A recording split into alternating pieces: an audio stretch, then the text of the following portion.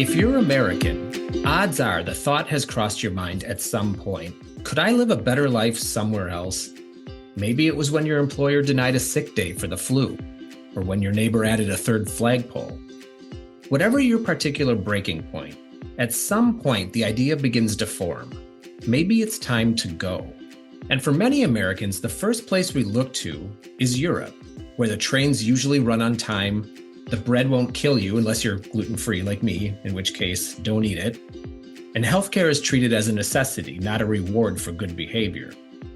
According to the Association of Americans Resident Overseas, about 1.2 million US citizens were living in Europe in 2022, second only to Canada and Mexico, making it one of the most popular regions for Americans seeking not just a break from the grind, but a viable second act.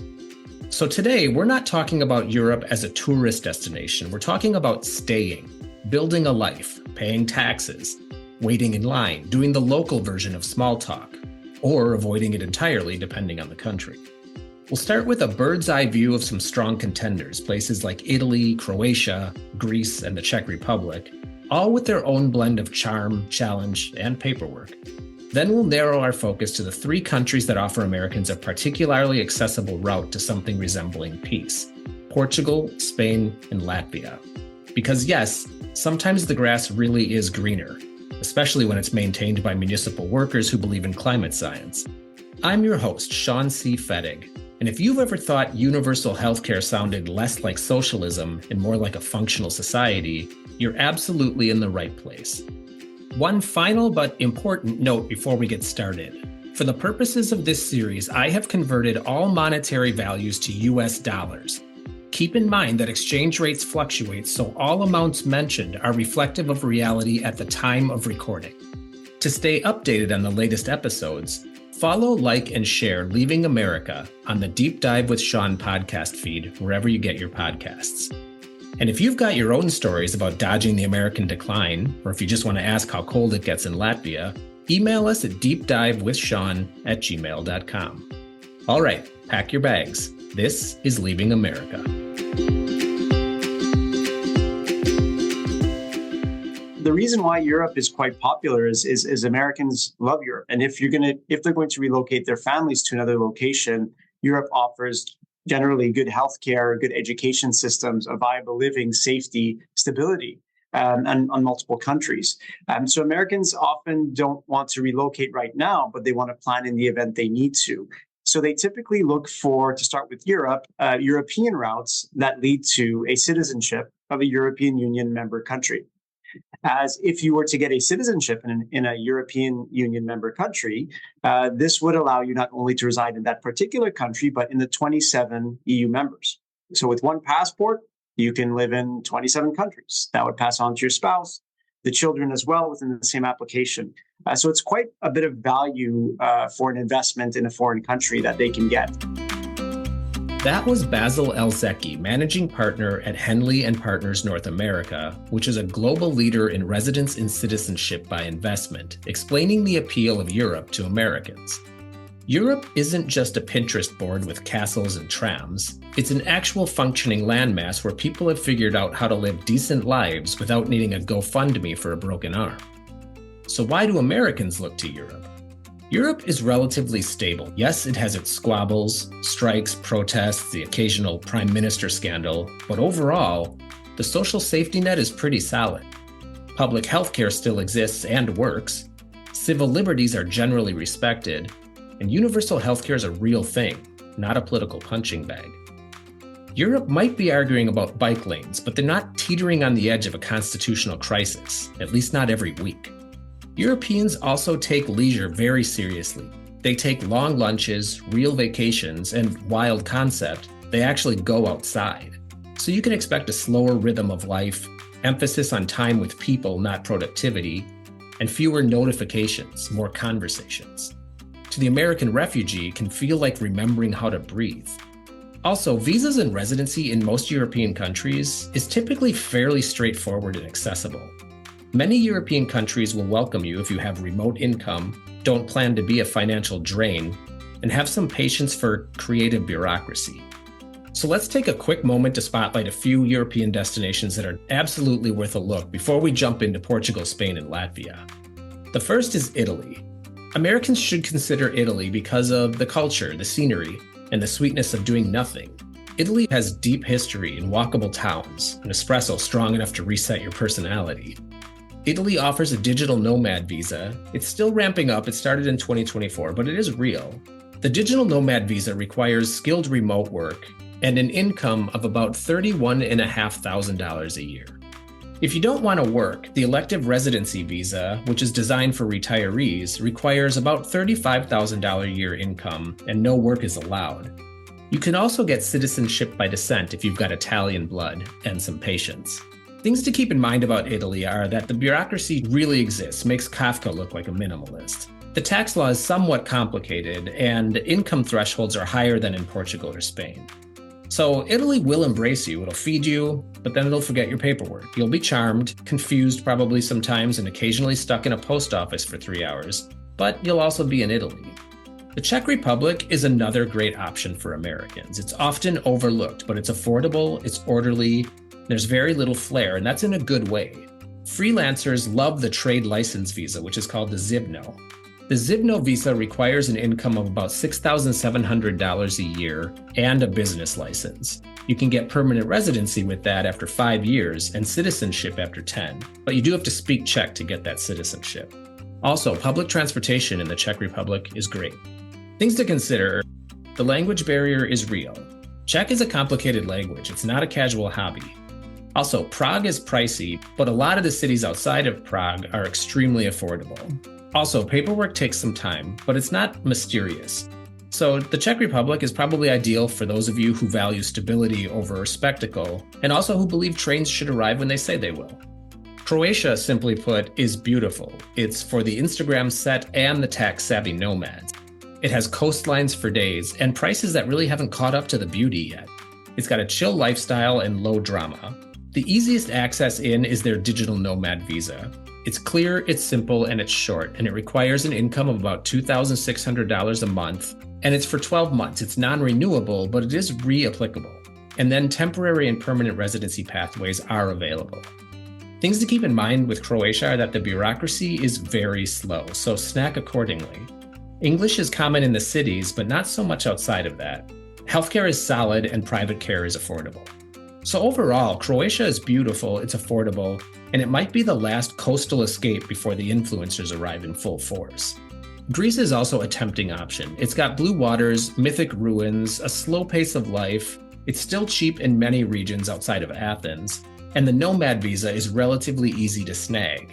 It requires an income of about $3,900 a month. You can also get into Greece via the Golden Visa scheme, which is an investment in property, and then the Type D visa for just about everything else. Things to keep in mind about Greece is the bureaucracy. It is cryptic, it's slow, and it's fond of vague instructions. Public services can also be kind of metaphysical, but the private healthcare is highly recommended. So those are 4 great options if you're looking to get into Europe. But if you really want low maintenance, high reward options that really pack a punch, Portugal, Spain, and Latvia are true contenders. So first, let's talk about Portugal. It's coastal, it's charming, it works, and it might be the most laid-back way to reboot your life without having to sell your kidney on Craigslist. Portugal's the country that quietly minds its business. It keeps its coastlines clean, and it offers you a path to residency without making you prove you can translate Latin or recite national anthems on demand. It's where the infrastructure works, the rent is semi-reasonable, and the seafood is abundant, and it's amazing. It's a place so chilled out, even the bureaucracy feels like it's trying not to startle you.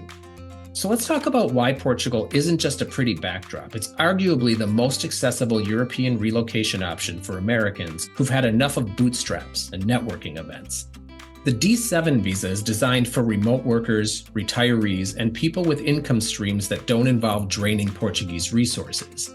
The D7 is basically Portugal saying, if you can support yourself and enjoy fish, we have no objections. Something worth noting here is that Portugal is somewhat unique in that it requires you to obtain things like a bank account, a tax ID, and living arrangements in advance of applying for residency, which can be frustrating if you aren't prepared. This is Tim Marting, co-founder of Citizen Remote, which helps people relocate for remote work around the world, explaining this Portuguese process.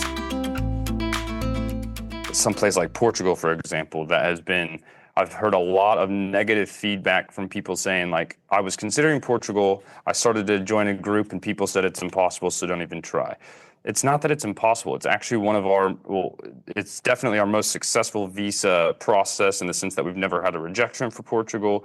It's just a lot more involved. And it's kind of backwards in the sense that if you want to apply for a visa, you have to get a 12-month accommodation, you have to get a tax ID and a bank account before the application can even be submitted. So a lot of people hear that and they think, what? It feels backwards. It is kind of backwards, but it's not that it's impossible. So I think just understanding that if there is a visa pathway, it's certainly doable, assuming you hit the criteria, and then just making sure that you take the appropriate steps. In order to get the D7, you're going to need to prove a monthly income of about $920 for the main applicant, and then add 50% more for a spouse and 30% per kid. And like Tim said, you're going to have a Portuguese bank account, a lease or property purchase in Portugal, and a tax number, which is known as an NIF, which you will use for everything from renting an apartment to buying light bulbs. You'll need to be in country for at least 183 days per year with the D7, but after 5 years of legal residency, you can apply for permanent residency or citizenship.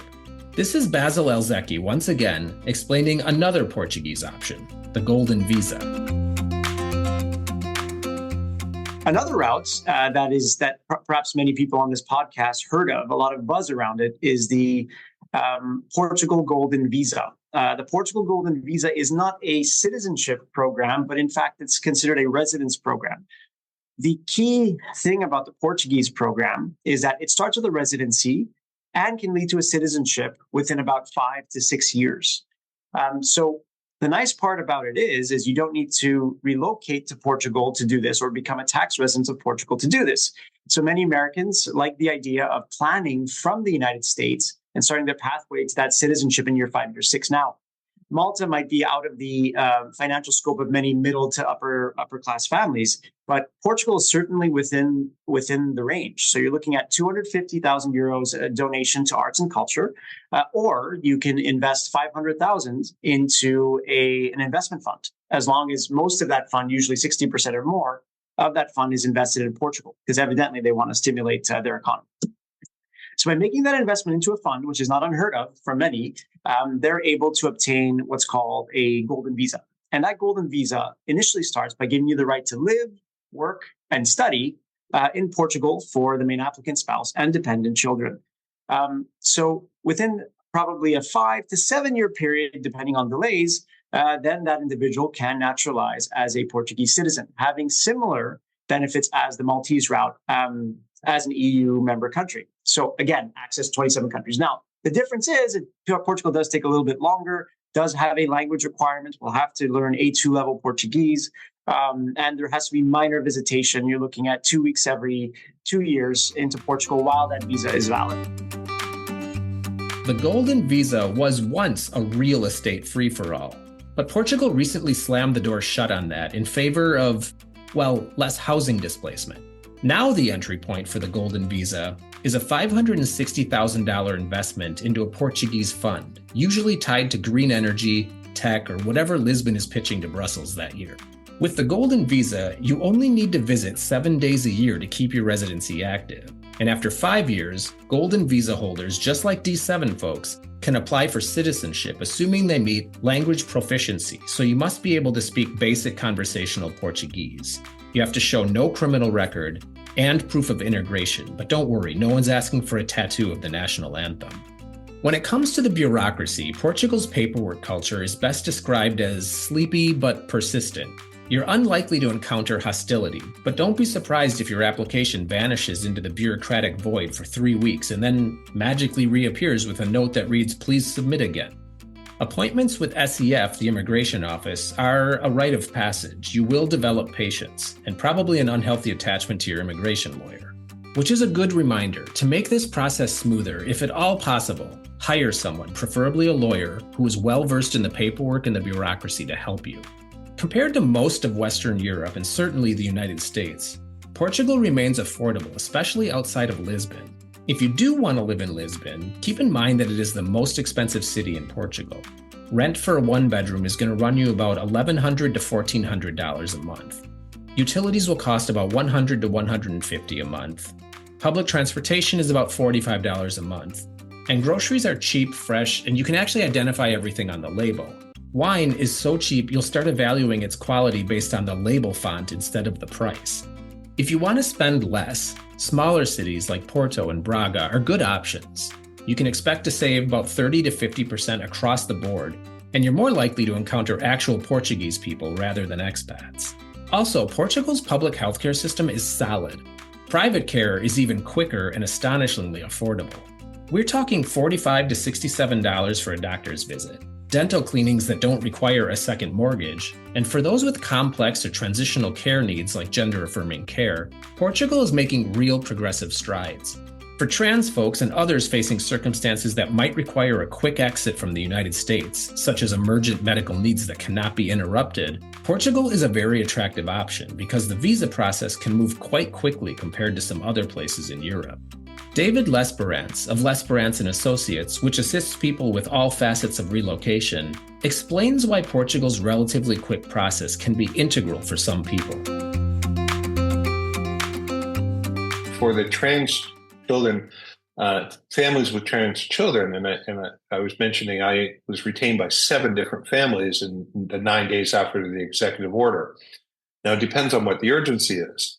It depends on where they're at. If they have pre-transition children, they've got some time. If they've already made the transition, they've got some time. But if they're in the middle of the hormone blockers in the transition, they need to move immediately. And so in those cases, they discovered, okay, what places have the medical treatment available to me and how do I quickly get there? And Portugal, for example, is one of the locations, which is LGBTQ plus, very culturally favorable. There's also the medical facilities there. And we can get them something very fast, very cheap, called a digital nomad visa, which is one of the few good things that came out of the pandemic, was the development of this relatively new product, which is a digital nomad visa. So we can get that, for example, in 8 to 10 weeks.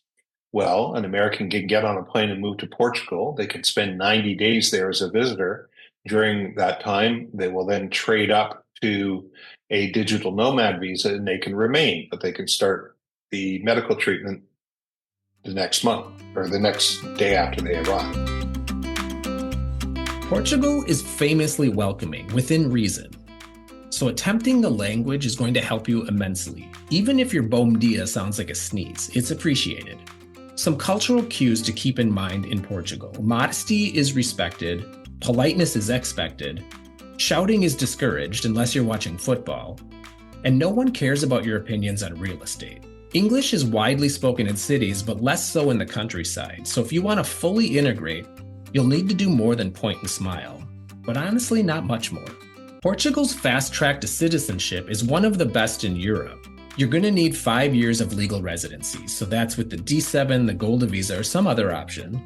You're going to need to be able to speak A2 level of Portuguese, which is enough to order lunch, apologize for your accent, and maybe make light conversation about the weather. You have to prove no serious criminal record, and some light evidence that you're not a complete mystery to your neighbors.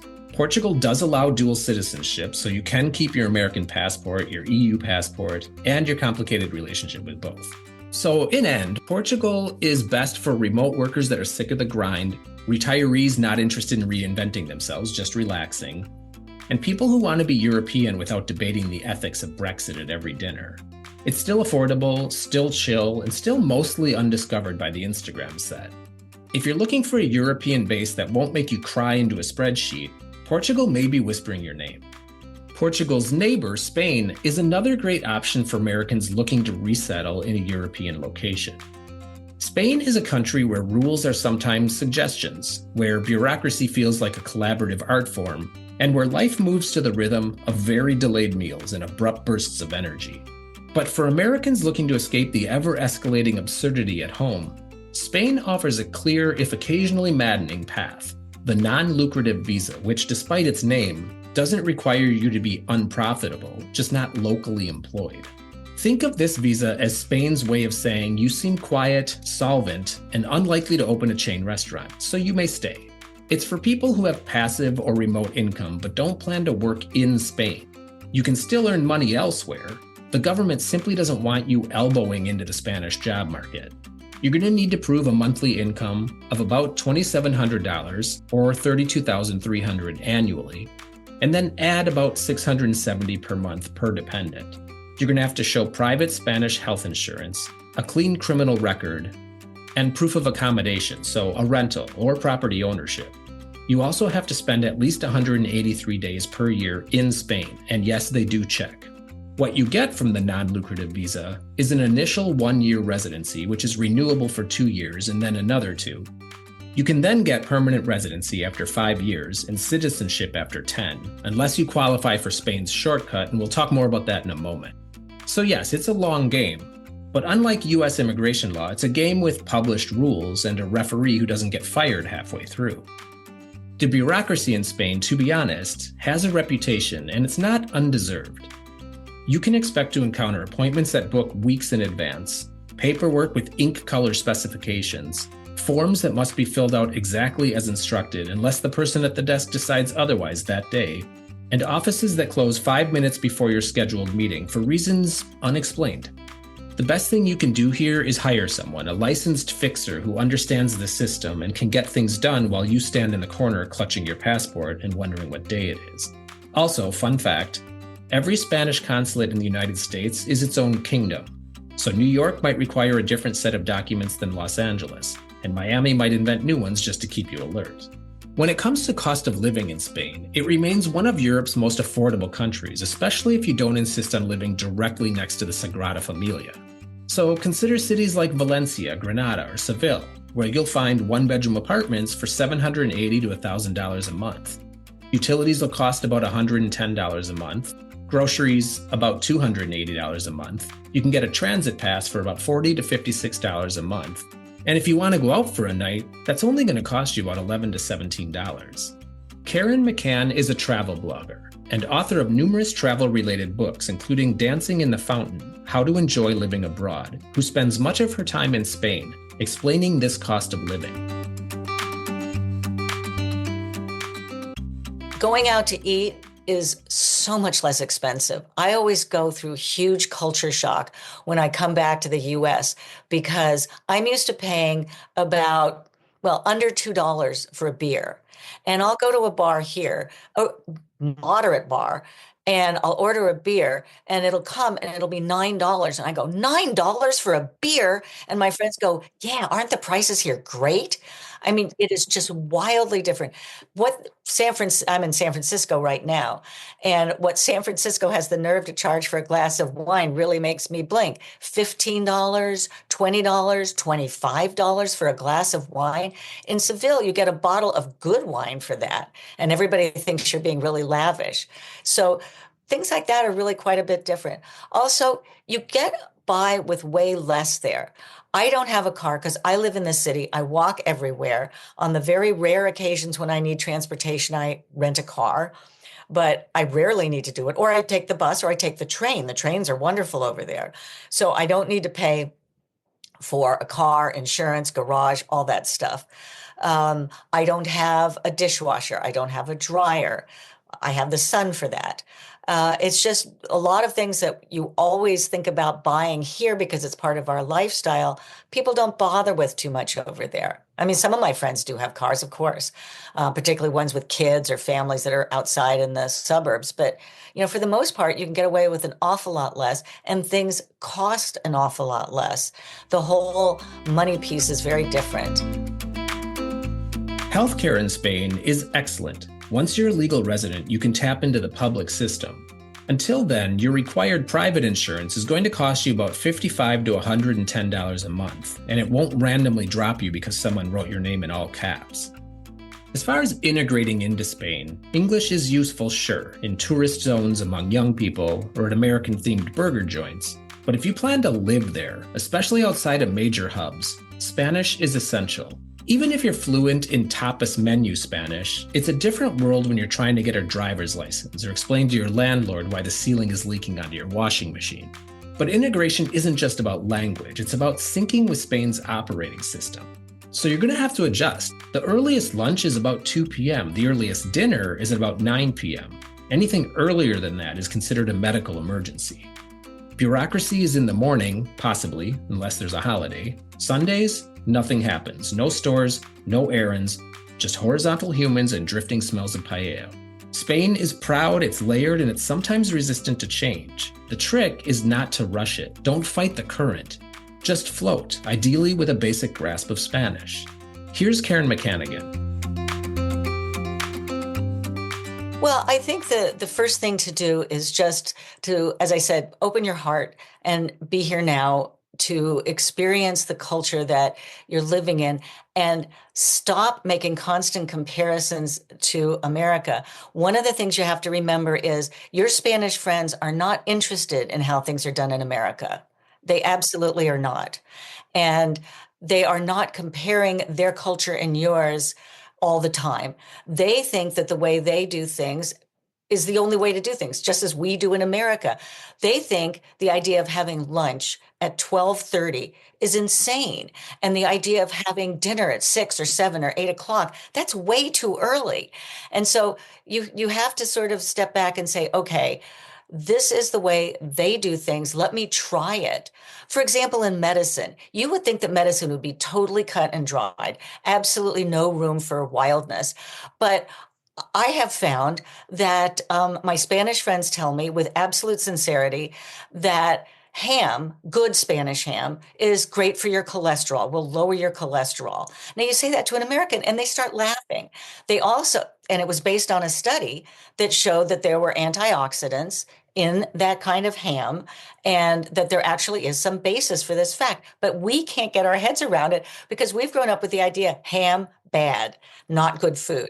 Same thing with water. I mean, I drink a lot of water. I believe in drinking a lot of water. But the Spanish did a study with college students, of course, that proved that beer rehydrates better than water. Now, it took me a long time to get my head around that, and I have not shifted from a water drinker to a beer drinker as a general policy day in and day out.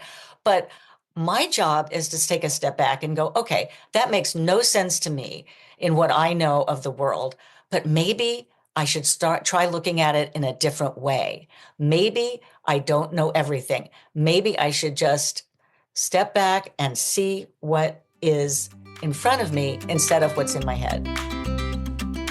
If you're interested in Spanish citizenship, it is possible to obtain after 10 years of legal residency. But here's the hitch. Spain doesn't allow dual citizenship with the United States. Not officially. There are workarounds like forgetting to renounce your American status. But they exist in legal gray zones and may come back to bite you if Spain decides to care one day.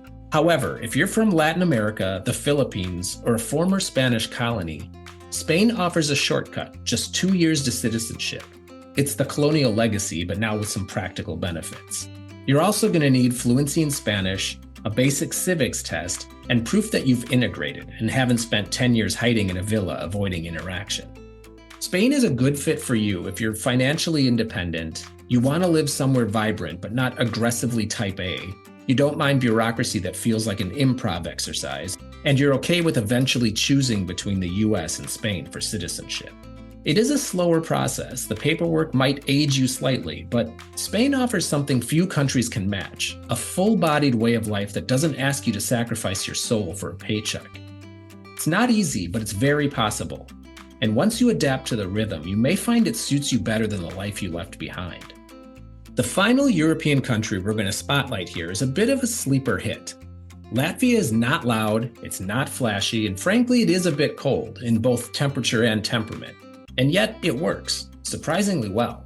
Latvia doesn't make a big show of inviting you in, but if you meet its modest expectations, it'll hand you a residence permit, access to the Schengen zone, and a decent shot at citizenship without requiring you to uproot your life or sell your soul to a real estate investment trust. The easiest way into Latvia is the temporary residence permit. It's structured, relatively inexpensive, and refreshingly light on drama. There are two main paths. The real estate investment path requires you to buy $280,000 worth of Latvian property, plus a government fee. The other path is a bank deposit of about $314,000 that must go into a Latvian bank for 5 years. Either path you take, you're going to get a renewable temporary residence permit, full movement rights in the Schengen zone, no full-time presence required in Latvia. Really, you just need to check in once a year. This makes it one of the most flexible entry points into the EU, and it's ideal if you're commitment averse, geographically confused, or still emotionally tethered to Trader Joe's. Compared to Spain's bureaucratic theater or Italy's paperwork fan fiction, Latvia's bureaucratic system is efficient. It's not warm, but it's efficient. You can expect posted requirements that match actual expectations, government offices where people show up on time, and paperwork that gets processed at a speed suggesting someone has a calendar and a mild sense of urgency. But you're still going to have to deal with certified translations, notarized documents, and the need to repeatedly explain that yes, you really do want to live here. But overall, Latvia behaves like a country that doesn't actively want to punish you for trying to follow the rules. The cost of living in Latvia is amazing. For a capital city in the EU, Riga punches far above its weight in affordability. You won't find Parisian charm or Berlin nightlife, but you also won't need to sell plasma to afford rent. A one-bedroom apartment in Riga is going to cost about $500 to $730 per month. Utilities and internet are going to cost about $135 a month. Groceries can run from $225 to $280 a month. A public transport pass is going to cost about $34, and a craft beer that actually tastes like something is about $2. You're also going to get quiet, walkable neighborhoods, high-speed internet, like seriously fast, affordable healthcare, and cultural events that don't require a black tie subscription. The downside is that winters in Latvia are long and they're dark, but summers, short as they are gorgeous and surprisingly lively.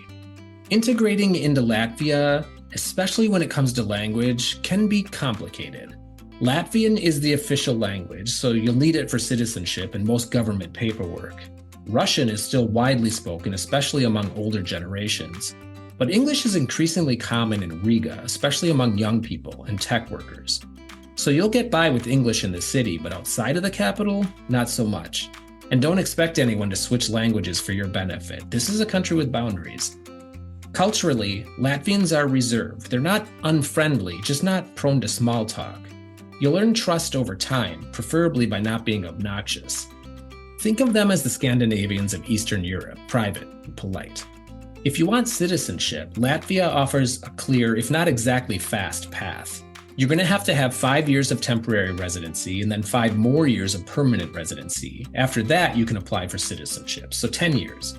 To obtain Latvian citizenship, you have to prove Latvian language proficiency, you have to take a history and civics test, no serious criminal record, and a willingness to renounce your U.S. citizenship. Latvia does not allow dual citizenship with the U.S. So this is not a fast lane to a burgundy passport, but it is predictable and transparent. So Latvia might be right for you if you want a Schengen foothold without fully relocating yet. You have investment capital but not golden visa money, and you're fine being the only American on your block or in the country. It's not romantic, but it is logical. And in a world where governments often feel like improv troops, logic is its own kind of charm. If you're looking for a quiet base without too much performance, Latvia may be exactly what you didn't know you were looking for. So let's say you've made the leap. You've filed the paperwork, passed the language test, figured out how to open a wine bottle without a screw cap, you've survived the visa process. What now? If you're in this for the long haul, not just a few years of European escapism, the end game might be this: European Union citizenship, that holy grail of modern mobility. So let's break it down. With EU citizenship, you can live, work, and retire in any EU country. You can open a business in Berlin, buy a goat in Slovenia, or teach yoga in Estonia. No additional visas required. You can travel freely throughout the Schengen zone and beyond, so that's 90 plus countries visa-free. You can attend European universities, many of which won't financially ruin you for attending philosophy lectures in sandstone buildings. It's not just a passport, it's a portable quality of life upgrade. EU citizenship also gives you access to public healthcare systems that don't require pre-approvals, soul extractions, or hour-long phone calls with insurance representatives. The right to work anywhere in the EU without filling out forms that ask if you've ever committed a crime in triplicate. Pensions and benefits that may actually be there when you retire, and the general vibe of someone who has options, which, let's face it, is increasingly rare in America. Basically, you stop feeling like you're one surprise hospital visit away from economic collapse, and that's not nothing. But here's where it gets messy. Remember, not every EU country is cool with you keeping your American passport. Dual citizenship is allowed in Portugal, but it's not allowed in Spain or in Latvia. So you have to ask yourself, what do you actually want? Do you want full citizenship, or is long-term residency enough? Are you emotionally prepared to learn a new language and pass a civics exam in it? Would you renounce your US citizenship if you had to? Is your goal freedom of movement, long-term stability, or simply options? For many, permanent residency is plenty. It offers healthcare access, long-term stability, and fewer late-night existential Google searches about renunciation tax traps.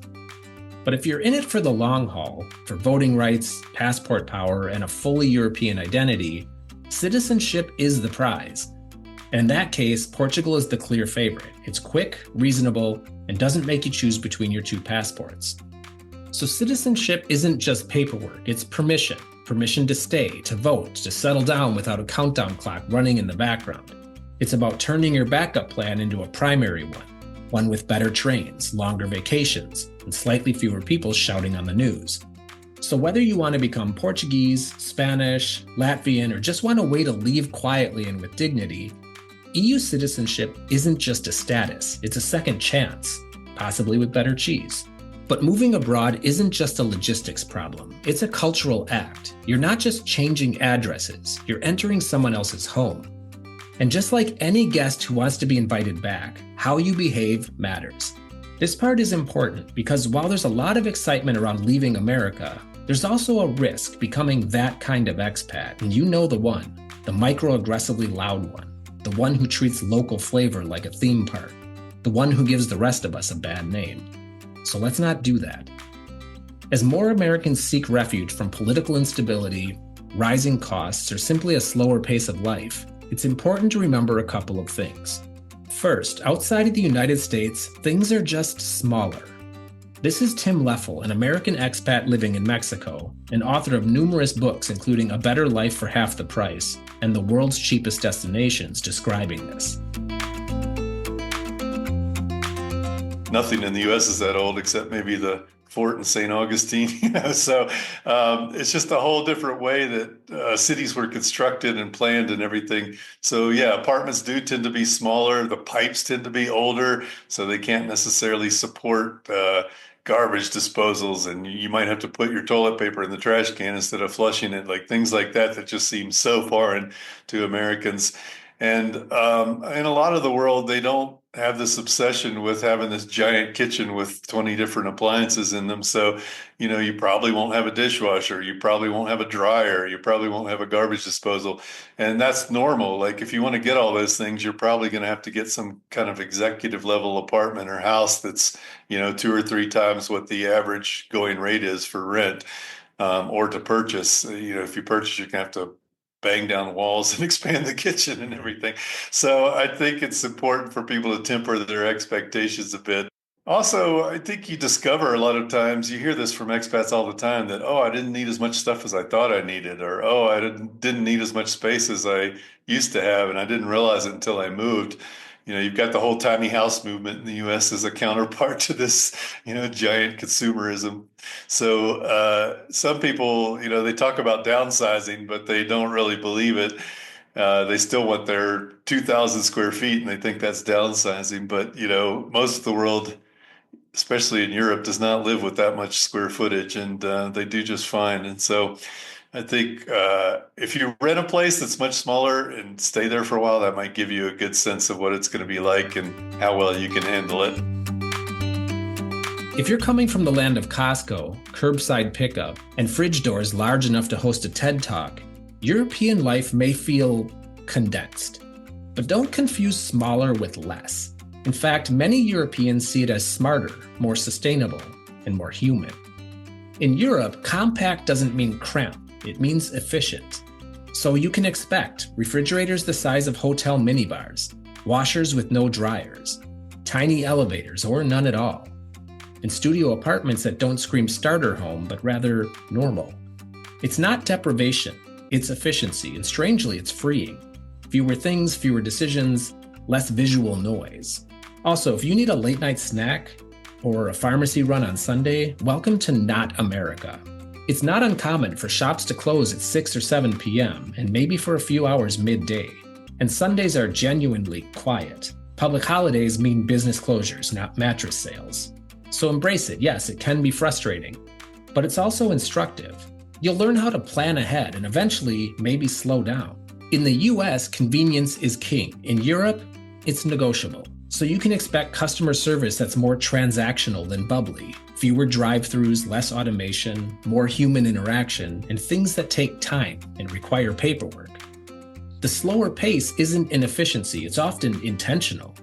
You'll likely find that human-scaled systems foster community and patience eventually. So bring a book to your appointment and order coffee and sit down.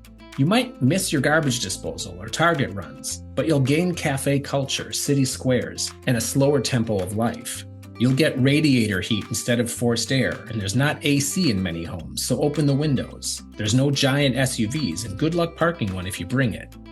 Many creature comforts we think of as normal are environmental stressors, both to the planet and to ourselves. Living with less can mean living better. So living in Europe may mean giving up certain American conveniences, but in return, you'll often gain quality of life, of food, of connection.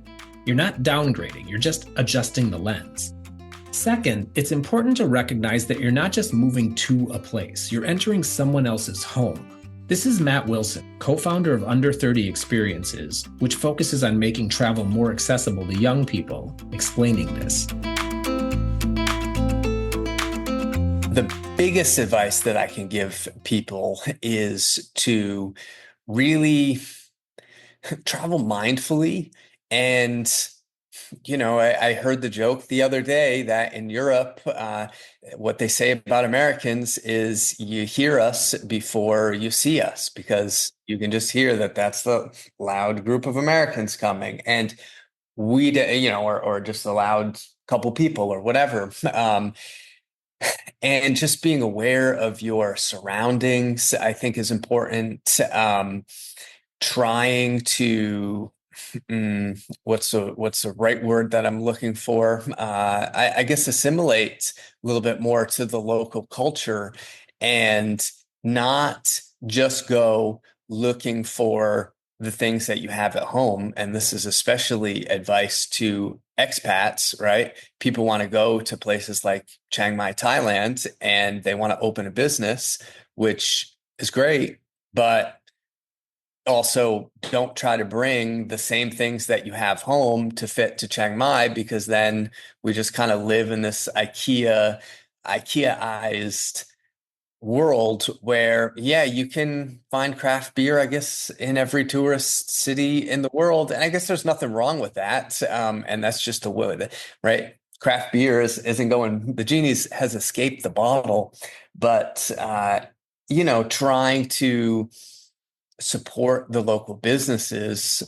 that are owned by locals, that are more traditional. And it gets really complicated when we talk about driving the prices up, because people, especially from the United States, like to come and throw around big tips, and tipping can get super complicated. Like, it's good to be generous for sure, but then also you can see areas change where people don't want to study. They just want to be getting people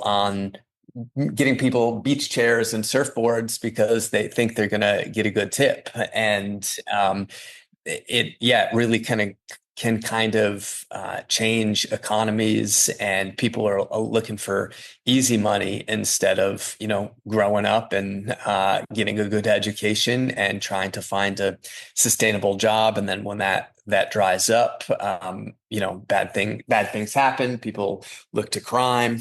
So Yeah, this can be really complicated subject. I could go on all day, but I would say definitely just do your best to try to fit in if you can. If you go to Lisbon, Portugal, support the local businesses. I understand that everybody in the world wants to be there right now, and people from all over Europe have the right to move there through the EU, and it's been quite easy for people from other countries like the United States to live there as well. And people who lived in the city centers are going to get outbid for their real estate. And so I would say if you're going to be in a city center like that, support the locally owned places as best you can. And also, the money needs to be spread around. So try to get off the beaten path. Like let's take France, for example. Right? All the tourist money goes to a certain amount of cities and towns, but there's so many places that you can get far off the beaten path. And the money goes a long way in those places, but they're going to expect you to at least attempt to speak French, so you gotta try, I guess. Don't go to a place thinking like you're in the United States. Go to a place and make an honest attempt at living the local lifestyle in all the different ways that may entail. The cafe you love, someone's family runs it. In that picturesque alleyway, people actually live there. It's not a set, it's real life. Gentrification and real estate speculation are real concerns in many European cities, especially where locals are being priced out by foreign buyers. So it's important to rent long-term before buying and avoid short-term vacation platforms for housing unless you're traveling. Opt for local rental agencies instead. Also, consider supporting affordable housing initiatives or local policies aimed at protecting residents from displacement. As I've mentioned a few times already, learn the language, even just a bit. Fluency isn't required, but making the effort shows respect, and it earns goodwill. Don't expect everyone to speak English, even if they can. Take a basic course before arriving. Duolingo's a start, but local classes are better. And use greetings and simple phrases in the local language. A heartfelt thank you, grazie, gracias, goes far. And remember that Europe doesn't need to be fixed or Americanized. That artisanal bakery doesn't need a rebrand. That small town pace is intentional. So embrace local ways of life without trying to improve them. Listen before speaking in civic discussions, especially about development, infrastructure, and immigration. And resist the urge to start businesses that cater only to fellow expats. Blend in before branching out. And spend money where you live. Supporting the local economy means more than just buying croissants at the farmer's market once a week. So bank locally, shop at independent stores, and hire local service providers. Avoid foreign investor enclaves that isolate you from the communities around you. Your dollars go farther. Use them wisely. It's also important to know your impact on inequality. Your US dollar or remote job might go far in a country with lower wages, but that economic advantage can create resentment if it's not handled mindfully. So keep your income in perspective, don't flaunt it. Advocate, or vote if eligible, for inclusive, equity-focused local policies, and join local associations or civic groups rather than remaining in expat bubbles. And learn to appreciate before you critique. Yes, maybe the plumber takes longer to show up. The shops close at 2 p.m. But these rhythms are cultural, not bugs in the system. So approach differences with curiosity, not criticism. Let go of the American time is money ethos. Europe often values quality of life over speed of profit. So in short, move not as a consumer, but as a neighbor. Appreciate the place as it is, not just as what it can offer you. And remember, being a good expat means being a good guest and a good local.